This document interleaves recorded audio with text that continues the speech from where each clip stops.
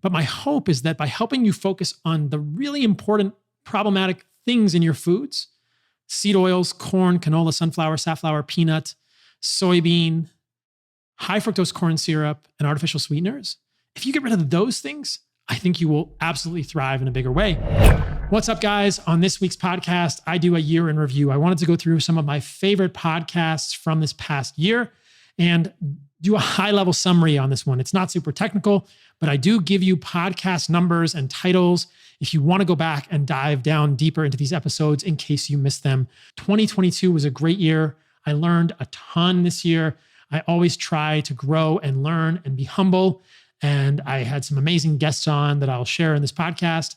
And so I hope that this recap of 2022 gives you an overview, helps you learn stuff on a more accelerated basis, and gives you some things to make you curious to go back to 2022 and dig in deeper to my podcast. If this is beneficial for you guys, please leave me a review on Spotify or Apple Podcasts, wherever you listen, and share it with someone that you think might benefit from hearing about this information, which is all free. That's it, you guys. On to the podcast. And so, my friends, we have come to the end of 2022. On this podcast, I wanted to recap my favorite, most impactful podcasts, on me at least, and perhaps on you guys throughout this year. I want to do a high-level recounting of these podcasts and remind you guys of these if you want to go back and listen to them in more detail. But these are what I think of as my favorite, most impactful podcasts from 2022. I've been doing this podcast now for, 3+ years. I've got almost 200 episodes, and I continue to learn. I learn every episode, I learn every year, and my thinking about a lot of these topics continues to evolve and grow. I try really hard not to become stale, not to become calcified and ossified and fossilized and stuck in my ideas. So with that, let's get to my recap of 2022 podcasts. So the first podcast that I wanted to review and remind you guys of from this past year was episode 148 on whether the blue zones are bullshit or not. I get this question all the time, which I think is a good thing because it means there are new people finding the work that I do, and so they're continuing to ask. There are so many topics like this that I think are present within the colloquial sphere of our generalized thought patterns, the zeitgeist. And this one comes up a lot. And the question is, what about the people in the blue zones who live a really long time? Doesn't that prove that plant-based diets are good for humans? How do I say this succinctly and yet clearly? Blue zones are bullshit. They're just 5 regions of the world that Dan Buettner and a team from National Geographic chose to call blue zones. They are regions where there is some evidence that some people live longer than the average person in that country or region of the world. But there are so many regions that could qualify as, quote, blue zones that were left out. And there are nuances about many of the blue zones that were left out of the discussions. So let me just break those down quickly without belaboring this, because I want to keep this podcast high level. You can go back to episode 148 if you want to hear my full in-depth breakdown. The blue zones, according to the traditional canonical view, are Icaria in Greece, Sardinia in Italy, Okinawa in Japan, Loma Linda in Southern California, and the Nicoya region of Costa Rica. I'll start with the Nicoya region of Costa Rica because I happen to have lived there for over a year. And I will tell you this, the Nicoya region of Costa Rica is only a blue zone for males. So I don't know why they chose this region.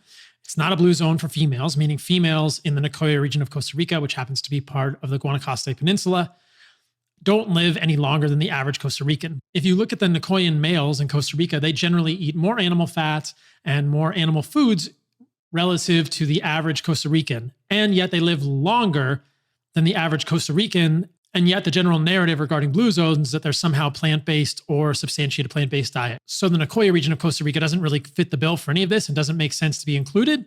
There are some interesting reasons that these males might live longer, but it doesn't make a whole lot of sense to me in any way to corroborate a plant-based narrative. Sardinia in Italy, Icaria in Greece are both places where people are well known to eat a lot of meat. There is a dish from Sardinia called Sarda pig, which is famous. And in Icaria, they eat a ton of meat. There are shepherds and people who take care of animals in the hills who live a long time relative to the general Greek population, and they eat more meat than the general Greek population. So I don't know how Dan Buettner could possibly pretend that Sardinia or Icaria are plant-based in any way, shape, or form. People eat meat in all these places that I've mentioned. Okinawa in Japan is a place that people eat tons of pork, and they eat probably more meat than the general Japanese population. When there have been studies done of Japanese longevity and looking at Japanese centenarians, people who live beyond 100, or supercentenarians, people live even longer than that, especially looking at the Okinawa region, the researchers found, and all of these references will be in that podcast, which you can go back and listen to, that there were no centenarians among vegetarians in Okinawa. So there is really no excess longevity in vegetarians in Okinawa from what I can tell based on the literature, and they eat tons of meat because they are Buddhist, and that religious affiliation doesn't shun meat like other religious affiliations in Japan. So we have Okinawa, Sardinia, Icaria, and Nicoya, 4 of the 5 blue zones, where the claims that this is somehow connected with plant-based diets or abstinence or decreased amounts of meat make absolutely no sense. The last blue zone is in Southern California. It's Loma Linda. And the crazy thing about Loma Linda is that this is where there's a large community of Seventh-day Adventists. This is a religious community where drinking and smoking are shunned, and vegetarianism, sometimes even veganism, are encouraged. Now, the average Loma Linda resident does live longer than the average Californian. But is this related to an absence of meat in their diet, or is it possibly related to smoking and drinking less than the average Californian? There are parallel studies of California Mormons who do not congregate in one specific area of California that show that they have the same amount of excess longevity as Loma Lindans, but they don't shun meat. They also live on average about 7 years longer than the rest of Californians. So Loma Lindans may live 7 years longer than Californians, but so do Mormons, but the Mormons eat lots of meat. But what do the Mormons and the Loma Lindans have in common? Well, it seems that these fervent religious groups who shun alcohol and tobacco tend to have beneficial health effects associated with that. That's a commonality between Mormons and Seventh-day Adventists. This isn't really that surprising. It's just a great example of how the literature can be twisted and conflated to fit a certain narrative that is being advanced by this group, which doesn't make any sense. Now, do I think that having community, doing things that you care about, meaning in your life, finding happiness, avoiding stress, perhaps living a low-tech life and going to sleep when the sun goes down and getting up when the sun comes up, do I believe that these things could improve longevity? Absolutely. And those things tend to occur in these blue zones as well. So to say that blue zones are in any way, shape, or form associated with plant-based diets, or that this substantiates the notion that a plant-based diet is good for longevity, is ridiculous and is laughable at this point. I think there are other things humans can do to improve their longevity, but I actually believe that eating meat and organs are critical factors of health for humans long-term. I did another episode specifically on longevity later in the year in 2022. That episode was 187. It is titled Meat versus Plants for Longevity, in which I go deep down the rabbit hole of caloric restriction and the mainstream arguments in the longevity community. And I give you my take on them, which is not very positive. At a high level, there really isn't much good evidence that caloric restriction is beneficial for people unless you are calorically restricting garbage food. So in both animal studies and primate studies, which are probably the closest thing we have to an ongoing study that might give us insight for humans, when animals are fed diets that are species appropriate, specifically I'm thinking about a set of parallel studies with rhesus macaque monkeys, pretty close to humans in terms of primate evolution.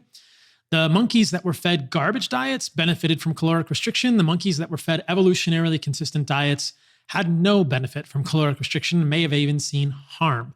So the idea that caloric restriction, excess fasting, I'm even doubtful these days that intermittent fasting is really that beneficial for humans, especially if you see a paired rise in glucose or other stress hormones when you are limiting your eating window on a daily basis and a paired parallel fall in testosterone and rise in cortisol, changing the testosterone to cortisol ratio. So that is my position on all of those things. I think that humans should minimize stress to your system from your food inputs, meaning don't restrict calories if you can just eat better food, and don't eat in too small a window if you really want to thrive and be vital. Remember that a lot of our longevity has to do with how strong our bones are, how well our brains function, and how many muscles we have.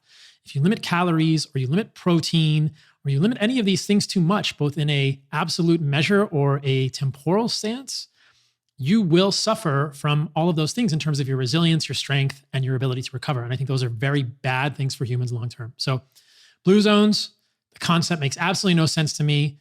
The mainstream, quote, longevity community is an oxymoron.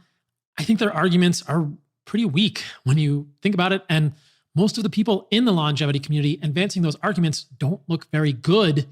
I wouldn't want to look like them. And I don't think they really have any merit with what they're saying. I think they're actually being quite misleading. And many of the things they're suggesting will harm you in the long run. Open discussion is always best. Unfortunately, many people in that community are unwilling to have those open discussions. So we have to just share our opinions and see what you guys benefit from. My kids are tolerable again. I love this review. Check this out on mood, memory, and brain from Heart and Soil Supplements. This past year, I had a baby. And when he was 3 months, we moved to a new town away from all my friends and family. I've been extremely isolated and lonely, which threw me into a bad depression. I became overly exhausted and so agitated with my 1 and 4-year-old that I couldn't stand the sounds of their voices, didn't want to be touched by them. Everything they did irritated the shit out of me. 3 days on these supplements, memory and brain, and something just clicked. I cherish them again. I can laugh through all of the poop and tantrums. And honestly, I just can't get enough of them now. My brain changed. I guess eating something else's brain was the ticket. Not to mention my energy is better. I can't praise these supplements more. I'm taking the recommended doses of mood, memory, and brain plus beef organs and bone matrix. That is one of the coolest reviews I have ever heard, guys. Just the fact that at Heart and Soil, we could change this mom's experience of her family, which should be amazing and beautiful and to be cherished, by providing her with better nutrition. It really makes me feel like we're doing something good at Heart and Soil and that some of my work has been beneficial to someone. So it's freaking amazing. And I'm stoked to read that review. You can find Mood, Memory, and Brain and all of our supplements at heartandsoil.co. That's .co. I'm also super excited to tell you guys 2 things about Heart and Soil. Number 1, all of the supplements that are eligible are now Informed Sports certified, meaning they've all been third-party tested and they passed. Whole package did not pass because that one has naturally occurring testosterone, but mood, memory, and brain, beef organs, bone matrix, these all passed Informed Sports testing, third party for purity. And thing number 2, Heart and Soil Supplements and I do an Animal-Based 30, a free 30-day challenge every year starting in January. Go to Animal-Based 30 to sign up. Tons of resources there. Get your year started off right. Back to the podcast. Let's move on. So episode 153 was an episode on fruit and whether it is good or bad for humans. This is really a discussion of whether fructose as part of sucrose in food form, because you're going to get some fructose in food, but most of it is tied up in a disaccharide like sucrose in the food. And there's not a ton of free fructose floating around in fruit. Fructose is present, but the majority of it is tied up in a disaccharide. So regardless, fructose is present in our foods. And whether fructose is harmful for humans, either alone or as part of a disaccharide like sucrose, is a very interesting conversation. And I spent a lot of time this year actually talking about this. I did friendly conversations with Thomas DeLauer. I had conversations talking about my concerns with the ketogenic diet and why I stopped doing a ketogenic diet. And I had a friendly conversation with Ken Berry in which I defended fruit and honey. I'm hoping that Ken will do a second part to that where I can really ask him some of the hard questions on the dangers of keto, which we didn't get to in that first podcast. The Ken Berry episode was 189. The Thomas DeLauer episode was 173. And my thoughts on the dangers of a ketogenic diet was 172. So when I'm thinking about fruit, I'm thinking about a couple of things. I'm thinking about, are there any good studies with fruit that suggest it's harmful to humans? And I don't find any in the literature. What I do find are studies like the ones I've spoken about in my podcast 153 on fruit by Rick Johnson, showing that in a hypocaloric paired model, feeding people fruit in the absence of high fructose corn syrup or processed sugars, did not abrogate any of the benefits associated with removing processed sugars, processed fructose from their diets. That is to say that people still lost weight. They actually lost more weight in the hypocaloric diets when they were eating fructose in the form of fruit, to the tune of 100 plus grams of carbohydrates from fruit, over 400 calories a day. They still had the benefits, the metabolic benefits, the weight loss benefits. So fruit was not harmful to those people. There's also plenty of studies, like I've spoken about in this podcast, red orange juice, improving endothelial function, et cetera, showing that fruit or fruit juice, which contains fructose, doesn't seem to be harmful to humans at all. I did a short video at the end of this year where I spoke about hemoglobin A1C. There was some discussion at the end of the year from the keto community, who I appreciate, but often find myself disagreeing with more often than not these days, that hemoglobin A1C was not a measure that would show you fructose glycation, and that there was some idea that fructose in your blood was glycating proteins or lipids and causing problems. Well, in that response video, I showed that in animal studies, which would have the same chemistry by which a sugar, a carbohydrate, a saccharide molecule would glycate a protein or a lipid, when you feed rats tons of fructose, you see increases in fructosamine and hemoglobin A1C. So I think that if you're worried about fructose glycation, those will be reflected in fructosamine and hemoglobin A1C in your blood work. I don't think those are a problem. And there are actually meta-analyses like one I show in a short YouTube video that you can find on my channel that show that when fructose is used either as a substitute or to replace other foods in the diet, that hemoglobin A1C actually goes down. This is a meta-analysis of controlled studies. So I don't see any good evidence that fructose in the form of fruit is harmful for humans, nor is honey. And there are studies in diabetics and cardiovascular disease suggesting that the consumption of honey actually improves measures like fasting glucose and fasting insulin. It's important to note that in those studies, A1C goes up, meaning that, blood glucose goes up if you eat honey, whether you're diabetic or not. But what we're really worried about is the fasting blood sugar and the fasting insulin, which are giving us a sense of insulin sensitivity. Now, do I think a diabetic should be eating 200 grams of honey a day? It doesn't make a whole lot of sense. You probably don't need that many calories. But can a diabetic person have a tablespoon of honey a day? Yeah. And I think that even for diabetics, having some carbohydrates in the diet is probably beneficial. Going keto, zero carb with diabetes, may improve metrics of insulin sensitivity if you're looking at fasting insulin in the short term, which is great. But if you do that long enough, I think you are going to run into metabolic effects such as persistent insulin resistance. You can have physiologic insulin resistance, which can become problematic long-term if you do it. You're going to have declines in your hormones. You're going to have electrolyte imbalances, all of these things I spoke about in the episode where I talked about the dangers of a ketogenic diet 172 and why I stopped doing it. So I think that within the keto community, there's a lot of people who are really well-intentioned, but they're not talking about the downsides of keto, and there ends up being too much dogmatism in this community. And I think that hurts people in the end long-term. I believe strongly that people can improve diabetes, insulin resistance, obesity with carbohydrates in their diet from start to finish. And the keys in my mind would be two big keys. And I've spoken about this. These will not be surprising to anyone who's listened to my podcast. The keys would be removing seed oils, which I spoke about a lot this year, and removing high fructose processed sugars.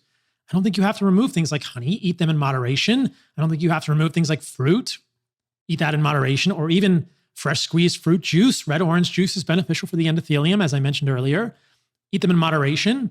And I think that things will be better long-term in terms of hormones, electrolytes, sleep for many of you who are diabetic or insulin resistant. Now, I should also mention that if you have questions about how to create an animal-based diet in terms of your macros, we put a free animal-based calculator at carnivoremd.com.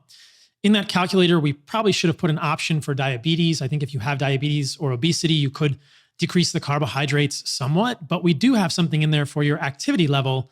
And so if you're very active, having some more carbohydrates is probably a good thing. So if you have questions about what macros to start with on an animal-based diet, check that out at carnivoremd.com. If you really want to get down in a granular fashion into how to construct an animal-based diet, you can join me and Heart and Soil Supplements for our Animal-Based 30 Challenge.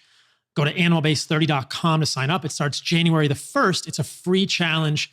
There are tons of resources, an online community, and health guides there that for free to help you create an animal-based diet and really tailor it to your needs in a more individualized fashion. So Carnivore MD for a free animal-based calculator, or even better, join me and Heart and Soil Supplements at animalbased30.com, our free 30-day animal-based challenge starting January the 1st. If you're listening to this podcast and asking yourself, what the heck is an animal-based diet? Next week's podcast will be for you, but I'll give you a short preview if this is a new term for you. An animal-based diet is a term that I've used to encapsulate a way of thinking about the human diet that I've arrived at after years of research, writing a book about the carnivore diet, personal experiences working with patients and clients to do this. And it's a diet that is kind of based on a carnivore diet. It starts with meat and organs, but as I found personally, and so many of you have found, adding some carbohydrates, especially in what I believe are the least toxic forms, fruit and honey, into your diet, or even dairy, raw dairy, this results in a kind of a sweet spot where you're getting lots of nutrients from meat and organs, and you're also getting carbohydrates so you don't run into hormone deficits, sleep problems, mood problems, longer term physiologic insulin resistance becoming problematic for humans, electrolyte problems, et cetera, that often accompany zero carb or very low carb restricted diets long term. Those are the things I ran into. That's the reason that I stopped a strict carnivore diet. In somewhat hilarious fashion, it seems like there are all sorts of people in the unfortunately overly dogmatic carnivore community who are speculating all sorts of reasons that I failed a carnivore diet. And it's just kind of comical that they don't just ask me or do any thinking about it. They're so busy defending their kind of rigid thinking. I think they're all very intelligent and well-intentioned, but they're so busy defending their rigid thinking that they just don't even ask me, and they're wrong. I didn't fail because I was eating too many organs. I failed, quote unquote, a carnivore diet because it's not good for humans long-term, in my opinion. And that's a belief that I have based on both my experiences, the experience of people I've worked with, and the literature that I've talked about so far. One important thing that I didn't mention that I think is important to point out is that ketogenic diets raise an advanced glycation end product called methylglyoxal. In the short video I did responding to claims that fruit and honey had hidden dangers on YouTube, we can put a link to it in the description for this video. I show data, I show studies showing that ketogenic diets raise methylglyoxal. I believe it's 2.2x over baseline. So over 100%, they're raising methylglyoxal. And then I show other studies suggesting that methylglyoxal is both oxidative stressor and pretty harmful for humans from a metabolic perspective. So I haven't heard many people in the ketogenic diet really own up to the fact that their metabolic state is raising an advanced glycation end product. And I think it has problems for humans long term. Short term, maybe. And for short term, I would say a week or two. But much beyond that, I think limiting carbohydrates is just going to be much more negative than it is positive for many of you. And as I said, I think there are many ways to construct a diet that have moderate amounts of carbohydrates that will not be harmful for you, that will not stall weight loss or insulin sensitivity or any of those things. So back to the animal-based diet, meat and organs, fruit and honey, which are the least toxic sources of carbohydrates in my belief. They have very much lower plant defense chemicals. That's how plants make fruit. They make it sweet, they make it colorful. They want you to eat it as opposed to the leaves and stems and roots and seeds of plants, which have lots of defense chemicals. So that is an ideology that really came from my carnivore roots. And I've continued to believe that vegetables are not great for humans. Listen, if you're thriving, don't change a thing about your diet. Eat the vegetables. But I think many of you would do better without them from a GI perspective, gas, bloating, constipation, diarrhea, autoimmune perspectives, rashes, mood perspectives, sleep, overall strength, energy, recovery. If you haven't tried cutting out vegetables, this being leaves and stems and roots and seeds from your diet, might be something worthwhile to give it a shot. And as I said, Animal-Based 30 will do that for you. It's an animal-based diet, animalbased30.com to get signed up for that. I hope you guys will join us for that free challenge starting in January. On episode 155, I talked about one of my favorite topics, testosterone and hormones. I've been thinking about this a lot for myself and for many of you. It seems to be a popular topic in the community. So I talked about how to maximize your testosterone. And conversely, in the past, I've talked about how to tank your testosterone. The evidence from the literature seems to suggest that not getting saturated fat is a good way to tank your testosterone. So get saturated fat. Don't fear saturated fat from animal foods. That's a good nutrient that you need to make testosterone. And like I said, there are meta-analyses showing that higher amounts of saturated fat, especially from animal foods, tallow, butter, ghee, animal fat in your steak or your ground beef, is going to be associated with higher levels of testosterone. Getting enough sleep is freaking essential for testosterone.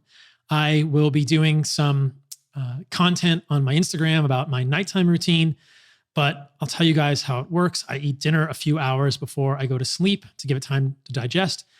And after the sun has gone down, I will turn all my devices to red light or low blue light modes, both my phone and my computer, if I'm even using them. I try to spend lots of time winding down, listening to audiobooks, meditating, journaling, writing without electronics. Then I go to sleep pretty early. I often go to sleep at 8:30 because I get up at 5 a.m. to go surf every morning. Now, this is my circadian rhythm because I live really close to the equator now, and the days and nights are pretty consistent throughout the year. I know many of you live at higher or lower latitudes, whether you're in the northern or southern hemisphere respectively, but your days and nights may vary at different times of the year. That's fine, respect that, but I think that if you are not getting enough sleep, and by that I mean 8 hours, those of you who think you can thrive on 4 to 6 are just deluding yourselves, trust me. If you're not getting 8 hours of sleep, you are cheating yourself in terms of all of your sex hormones, whether you're a woman and you're thinking estrogen, or you're a man and you're thinking testosterone is your main sex hormone. And you can see that on your blood work. You can see that on things like LH and FSH, which will go down if you're not sleeping enough. And you'll see that on cortisol. That cortisol to testosterone ratio is critical to really tell if you are being optimal. I did talk about my labs multiple times this year. I showed my blood work, both to show as best I can that I'm not taking any TRT, I'm not taking growth hormone, I'm not taking any medications or supplements other than heart and soil, desiccated organs. I don't do any hormone replacement, and I'm a 45-year-old male who has a robust testosterone and a pretty darn good level of free testosterone. You can see that in the bloodwork podcasts, which are specifically 171 is my July bloodwork podcast, 179 is my August bloodwork podcast, and 193 is my December bloodwork podcast. So in those podcasts, I show you those 3 times that I've had my blood work done in the last 5 months. One of the takeaways from the most recent set of blood work was that perhaps I should be thinking about how to get my iron levels down a little bit. My ferritin was creeping up above 300. I had a couple of iron saturations or transferrin sats that were in the 40s, almost to 50. I think I even had one that was above 50. I don't have hemochromatosis from my genetics based on 23andMe analysis of single and nucleotide polymorphisms, but I do have a lot of iron in my body. I've compared this to some of my friends' labs who eat similar amounts of meat to me over similar amounts of time, and their ferritins are much lower. So there probably are other genetics that I have that make me a little bit more of an avid retainer of iron. And I started doing some phlebotomy. I don't think that this means red meat isn't good for humans. I think it means there's an intersection of my genetics with my environment. Maybe my ancestors didn't get as much red meat, but I still find that red meat, specifically ground beef for the majority of my meat and organs, being heart and liver, either fresh or desiccated, are the best sources of nutrients I can get versus things like chicken or fish, which are often much more contaminated because their diets are not as good, because there are heavy metals, microplastics, perfluoroalkylated substances. So I really believe that red meat, that ruminant animals, whether it's deer or elk or lamb or bison or cow, are the best sources of nutrition for humans. And for me, that just means every week now I've started doing little micro phlebotomies of about 60 mLs. You can hear that in the December podcast. I'm going to keep track of my sex hormone binding globulin. I would recommend that most of you get your ferritin levels checked and look at your sex hormone binding globulin levels in connection with that. I'm not 100% convinced that my SHBG has trended high because of the creeping levels of iron, but it's an ongoing experiment. I'll keep you guys posted. Again, I'm always trying to learn and explore with regard to this. And I think all of our bodies will have some individual genetics that may make some of these things better or worse.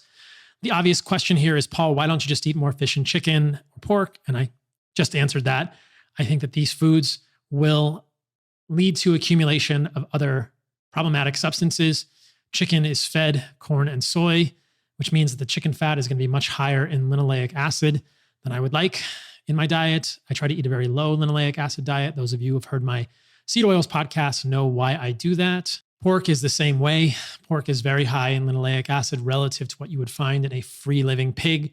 So chickens and farms, pork on farms have much more linoleic acid, on the order of 3 to 4x what you'd find in a wild chicken or pig, respectively.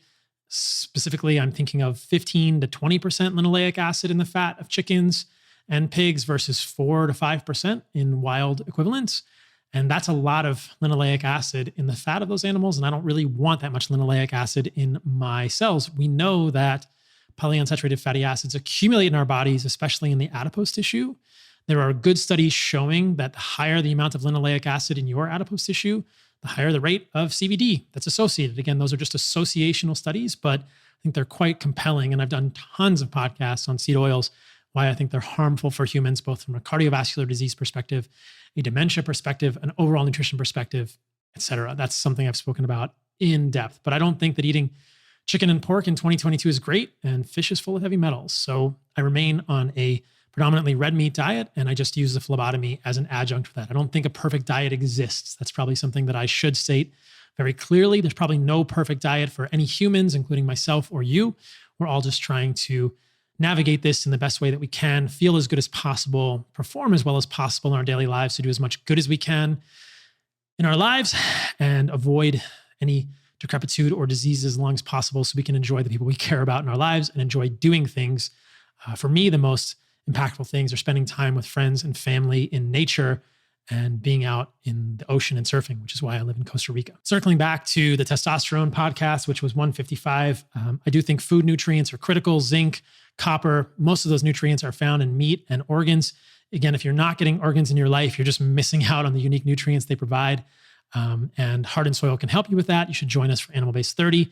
The last thing I'll say on this is that one of the interesting things that happened with Heart and Soil this year was we had all of our supplements tested for purity with a third-party lab to attain informed sports certification. And every single supplement passed except one.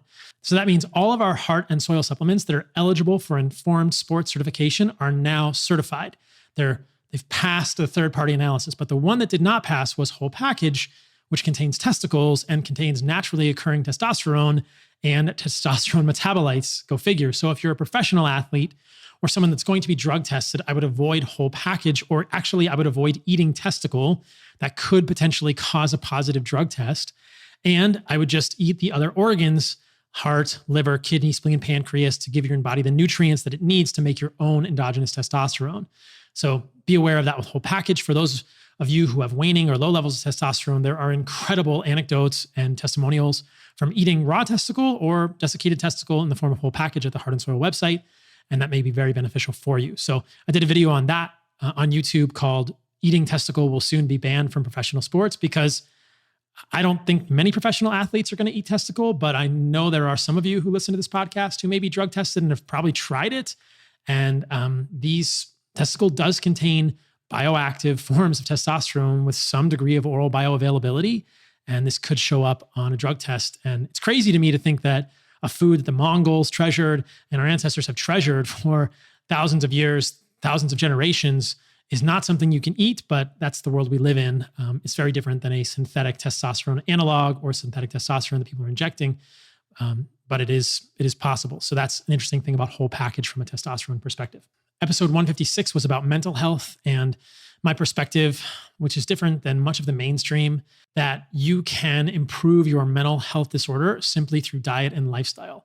I don't think depression, anxiety, bipolar, even psychotic disorders like schizophrenia are different in their roots than many of the autoimmune and chronic diseases we see today in humans.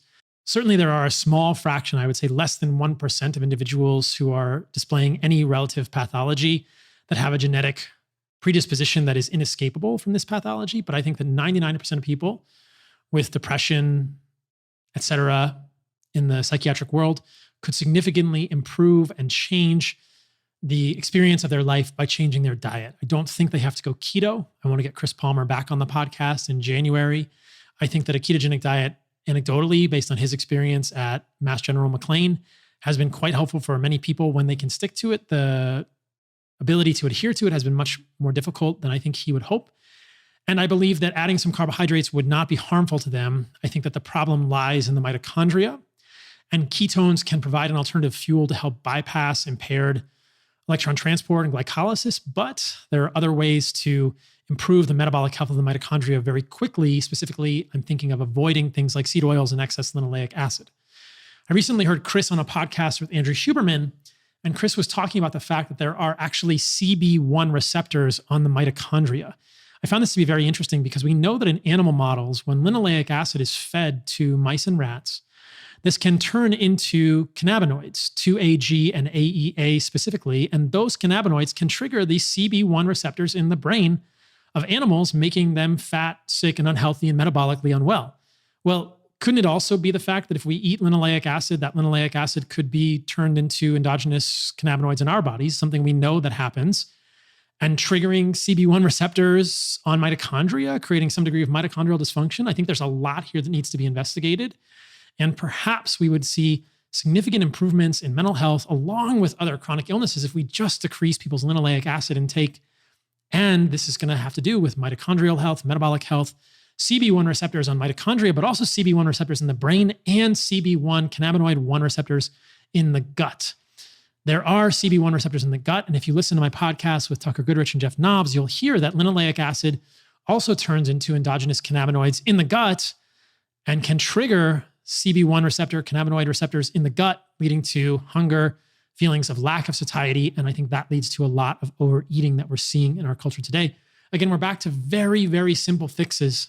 Eat like our ancestors. And I know that sounds like an oversimplification or it sounds trite, but I think it's true. And it's why I believe in this so deeply. I visited the Hadza early in 2021.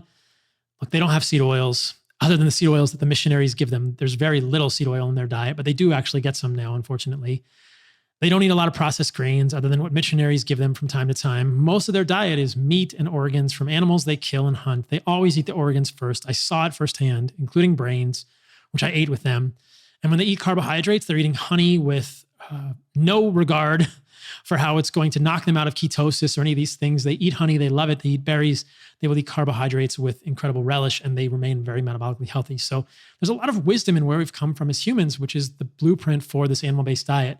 More recently, we domesticated animals. If you see cultures like the Maasai or the Samburu that have lots of raw dairy in their diet, they're not pasteurizing raw dairy in Tanzania or any other countries in Africa. So I think raw dairy is an incredibly valuable food for humans for so many reasons, as I've spoken about on Instagram. And I think on the podcast, there's lots of good epidemiology to suggest that if you grow up eating, drinking raw milk, raw cheeses, whether you're on a farm or off a farm, you have a lower rate of asthma, eczema, and allergies as an adult. And again, it's associational research, but I think it's quite compelling. There are multiple studies that show this.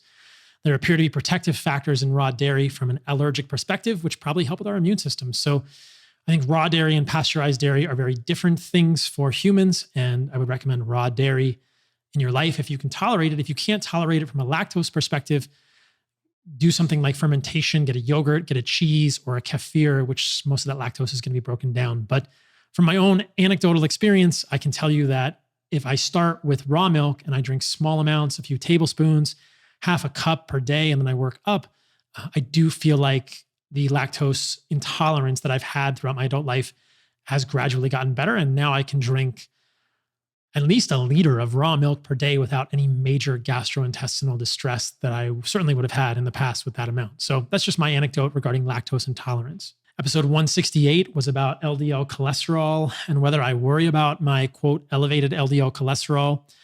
That is connected with the other episodes that I mentioned where I show my blood work. So if you listen to the July episode, the August episode, or the December episode, those are 171, 179, and 193 respectively. You can see the trends in my cholesterol over that time. Interestingly, my LDL has trended down, and the most recent LDL in December was 130 with an ApoB that is now under 100. I still don't believe that ApoB is harmful to the endothelium directly.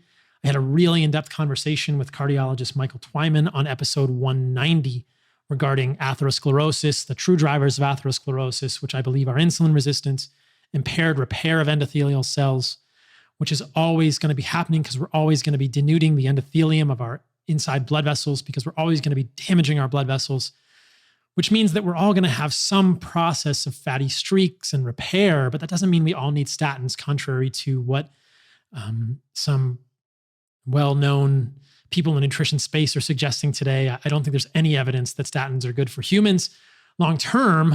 If you haven't had a heart attack, certainly there is data that in secondary prevention, meaning if you've had a heart attack, statins may reduce your risk, but I think you could probably reduce your risk more with significant dietary changes on an intentional level. Now, Are there people in the world who won't change their diet? Sure. Do I believe pharmaceuticals are entirely bad? No.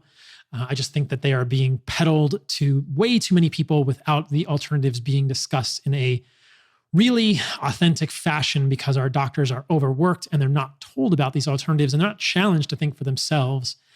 Interestingly, in episode 183, I spoke to John Abramson about pharma corruption. That's a really interesting episode that I recommend you guys do not miss. We talked about multiple court cases involving Pfizer, AstraZeneca, I believe, Vioxx, other drugs, Bextra, and how the pharmaceutical companies go to great intentional lengths to both confuse us and mislead the consumers when it comes to real data regarding their drugs. Again, I don't believe all pharmaceutical companies are evil, but I think that the events of the last few years have really suggested that perhaps pharmaceutical companies don't have our best interests in mind. And let's be frank here, most doctors are fed information in medical school that is mostly funded by pharma. I speak about that with John Abramson. The majority of research is funded by pharma. So what are doctors learning if not how to prescribe and dole out pills? I know, I'm a doctor. I went to medical school. I went to residency. I got board certified. And listen, the majority of my education was how to give pills and how to manage the side effects of those pills with more pills. Never was I challenged to think about the root cause of an illness. Never was I taught about the nutritional basis of chronic illness or mental health or any of that stuff. So it's really saddening to me to state that to you guys. And that's why I do what I do. And it's really why I don't practice mainstream medicine anymore. I realized pretty quickly after my residency that I felt like I could do more good in the world and reach more of you in a positive way by doing education rather than by being a part of a hospital system that was going to limit what I could do. For a little while there, after my residency, I did see clients virtually and worked with a lot of people over the years, really enjoyed that. But now most of what I do full-time is educational stuff, because I think that this is the biggest reach and lever that I can have with regard to this. And I don't think there's enough doctors doing the educational part of it. So it's a fascinating thing to be a part of. I'm grateful to get to do this with my life, but I certainly didn't expect to do this when I was going to medical school residency or my training as a physician assistant in cardiology, where I worked for 4 years before I went to medical school. So I've done podcasts in the past about my whole journey. I won't bore you guys with that right now.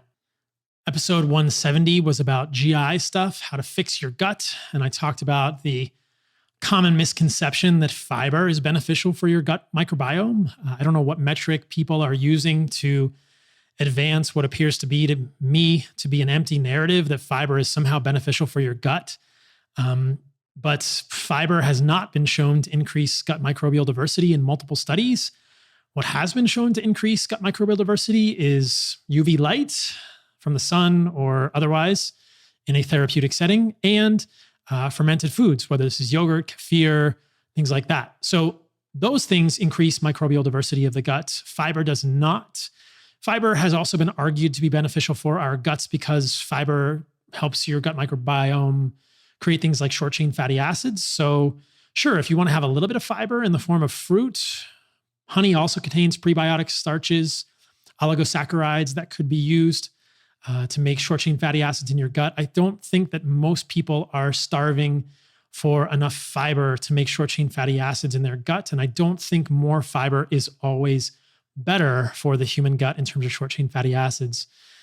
I've also spoken about the fact in the past that there are multiple short-chain fatty acids beyond butyrate that can be used by the enterocytes of your colon for fuel, isobutyrate, acetate, propionate. There's great data regarding that. So I think that if you don't want to eat a lot of fiber or your gut feels better without tons of fiber, listen to that. I don't believe that's harming your gut in any way, shape, or form. And I certainly don't believe that humans should be fiber fueled. That makes absolutely no sense to me. I think you should be fueled by things like protein as the building blocks, good sources of carbohydrates, fruit and honey, or lactose from milk, which is a disaccharide of glucose and galactose. But milk is a good source of carbohydrates as well. And I think you should get nutrients from organs. This is how I think humans thrive. And this is what I'm talking about with an animal-based diet. But I think in terms of your gut, you should also be aware that there are many emulsifiers and gums, Gelan gums, xanthan gum, carrageenan, which can be very harmful for your gut. I would avoid those, and those are found in processed foods. Do your best to avoid those. In fact, avoid them religiously if you really want to have a healthy, thriving gut. I don't think that's stressed enough to people.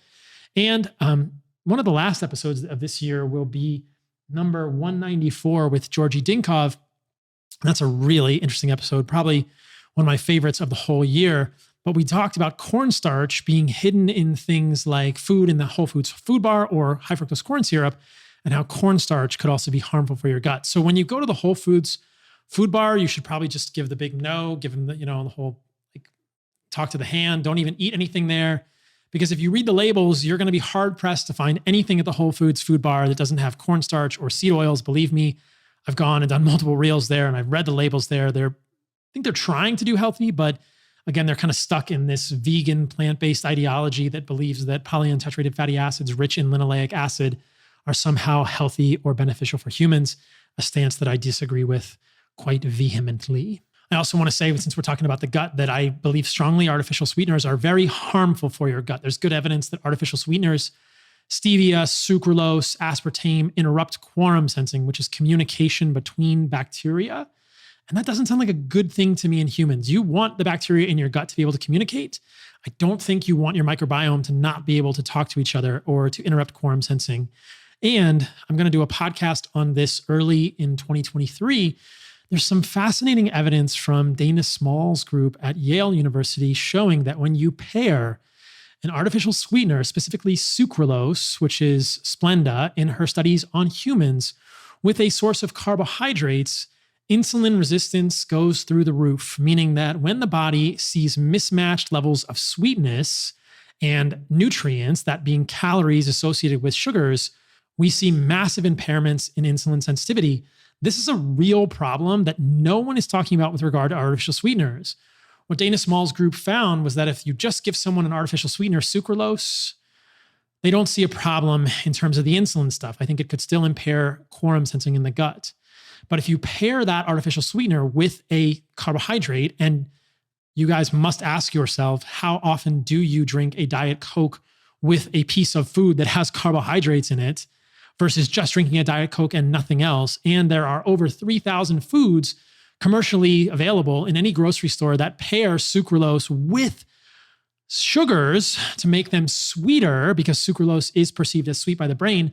There's a ton of pairing of artificial sweeteners like sucralose and calories from carbohydrates that are completely messing up our metabolism. And no one is talking about this. Artificial sweeteners are garbage. Get them out of your life. If you listen to episode 194 with Gerogi Dinkov, you also know that there's a difference between what happens when you eat high fructose corn syrup and when you just eat a sugar. Even according to Gerogi, which is something that I'm still trying to wrap my head around, pure sucrose, I'm more a fan of fruit and honey. But there's a big difference between high fructose corn syrup and all the other sugars out there, because this sugar appears to cause excess weight gain. It has oligosaccharides, cornstarch in it, which may be damaging to the gut, like we talked about. And it causes, as I said, it causes more weight gain on a calorie per calorie basis when compared to something like sucrose, meaning it either has hidden calories or it's causing excess cortisol or inflammation or it's messing up metabolism. High fructose corn syrup is really a problem for humans on a calorie per calorie basis. It is not equivalent to sucrose. Most of you know that high fructose corn syrup is a problem, but the crazy thing that came out of the conversation with Gerogi is that most other sugars may not be a problem for humans, especially sugars in things like fruit and honey or maple syrup, which I don't think are harmful for humans at all. And I've shown this with CGMs, continuous glucose monitors, with my blood work, showing my fasting insulin, all these things, my hemoglobin A1C, et cetera. So that's really interesting. So I think that here's the takeaway from that perspective.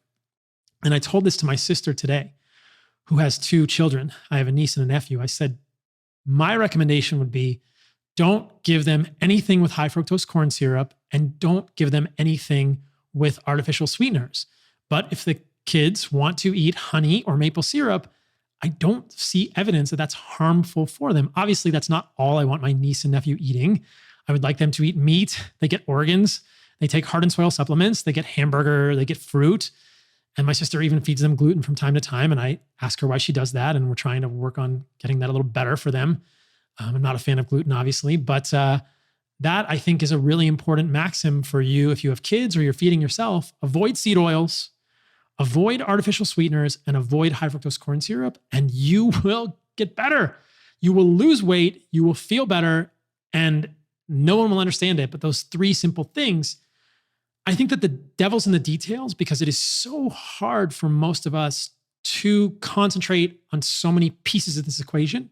But my hope is that by helping you focus on the really important problematic things in your foods, seed oils, corn, canola, sunflower, safflower, peanut, soybean, high fructose corn syrup, and artificial sweeteners, if you get rid of those things, I think you will absolutely thrive in a bigger way. That cannot be repeated enough. That should be bold, repeated, echo on the podcast. That's the most important line of this whole podcast, guys. That's the thing I've learned in 2022. That's my summary of 2022 for you. But I'm going to do a couple more podcasts before I wrap this up. I mentioned a little bit about an animal-based diet earlier in this podcast. If you want to know how I construct an animal-based diet and my Cronometer, which is a detailed nutritional analysis of my diet, look at episode 192, preferably on YouTube, where I take you through the Cronometer, which is an online tool looking at nutrients of my animal-based diet. Again, we've got a free calculator for macros at carnivoremd.com, and you can join us for Animal-Based 30 with Heart and Soil. So there's tons of resources, but lo and behold, my animal-based diet is not deficient in anything. There's tons of magnesium and manganese and thiamine, whatever else people think is going to be deficient in my diet. It's all there on Cronometer. And Cronometer actually does a very poor job of looking at vitamin K2. They say that they don't actually calculate vitamin K2 in foods, which is ludicrous to me. And I think the one other problem with Cronometer, I'm sure there are a few hiccups in the algorithm, is that it doesn't account for vitamin E in animal foods, specifically animal fat. I've done lots of blood work in the past looking at vitamin E levels in the blood when I was eating pure carnivore and eating no seed oils or nuts or I don't know whatever else people think has vitamin E in it. My vitamin E was above the reference range for normal. So there's plenty of vitamin E in animal fat, guys. Butter, tallow, ghee, the fat on your ribeye, the fat in your ground beef. But episode 192 is my Cronometer breakdown. If you really want to see brass tacks of what is in my animal-based diet, how to construct it. And again, there's plenty of resources if you want to construct your own animal-based diet. Episode 180 was about how to lose weight. I'll give you the quick synopsis there. Don't count calories. If you want to go hypocaloric, I think it's a wrong decision long-term. I don't think calories in is always equal to calories out. I think there are so many things that affect calories out. The quality of your calories in can affect calories out.